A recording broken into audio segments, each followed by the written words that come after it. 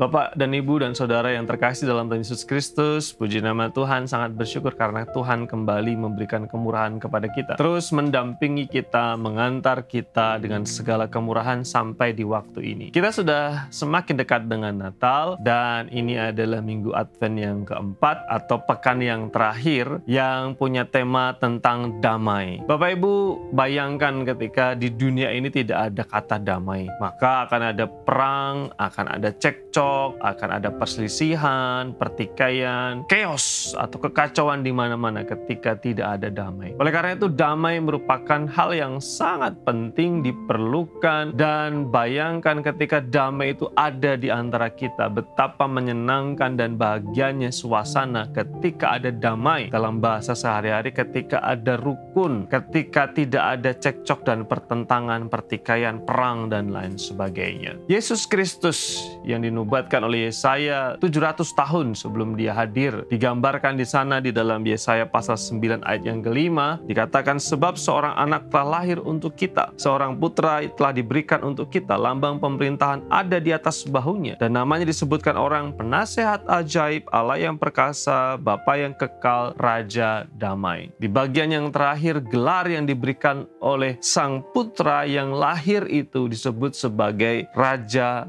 damai. Bukankah Bapak Ibu bisa membayangkan seandainya sebuah negara itu dipimpin oleh seorang raja, lalu kemudian model pemerintahan monarki ini tidak seperti Indonesia yang ada lembaga legislatif yang mengatur, mengelola, lalu kemudian ada badan atau lembaga yudikatif, lalu kemudian ada lembaga eksekutif. Tidak seperti ini. Tapi dalam konteks monarki atau sistem kerajaan, raja adalah otoritas tunggal yang berkuasa. Dia bisa melakukan apa saja semau dia tanpa takut untuk dimazulkan oleh parlemen, tanpa takut untuk mendapatkan oposisi karena tidak ada politik oposisi di sana. Sedangkan dia hanya menjadi otoritas tunggal, dinastinya yang berkuasa, apapun yang dia mau. Bayangkan seandainya seorang raja memerintah adalah raja yang tangan besi, yang jahat, yang lalim, yang otoriter, yang tidak peduli kepada kedamaian, maka negara itu akan diwarnai oleh kacauan, hal yang mencekam, ketakutan, dan lain sebagainya. Yesus Kristus digambarkan sebagai raja, tetapi raja damai. Dia adalah raja sang pemerintah yang punya otoritas, tetapi memerintah dengan damai. Tidak seperti bangsa-bangsa yang lain pada waktu itu. Tapi Yesus Kristus digambarkan sebagai raja yang akan memerintah dengan menghadirkan segala kedamaian. Bukankah ini luar biasa ketika ada seorang pemimpin raja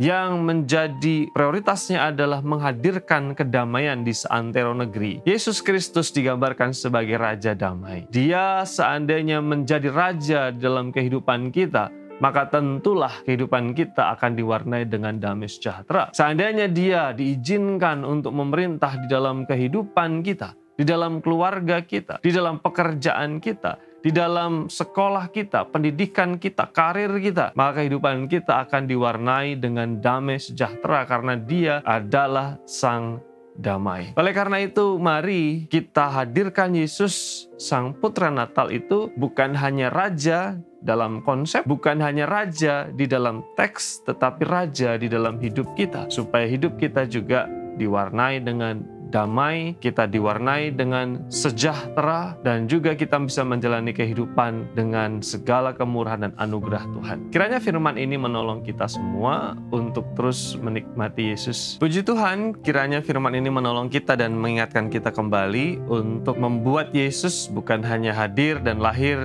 2000 tahun yang lalu di sebuah kota kecil bernama Bethlehem, di sebuah palungan hina, tetapi juga Yesus hadir sungguh-sungguh di dalam hati dan kehidupan kita. Mari kita berdoa. Tuhan, kami bersyukur untuk rahmat dan berkat-Mu. Kami rindu menyerahkan kehidupan kami di sepanjang hari ini ke dalam tangan kasih dan kemurahan Tuhan. Doa hamba supaya jemaat Tuhan mendapatkan damai sejahtera di dalam menapaki hari-hari, di dalam peringatan dan menyongsong Natal, bahkan ketika Natal itu kami rayakan bersama-sama. Berkat dan anugerah Tuhan kiranya atas kami semua ya Tuhan. Dalam nama Yesus kami bersyukur dan berdoa.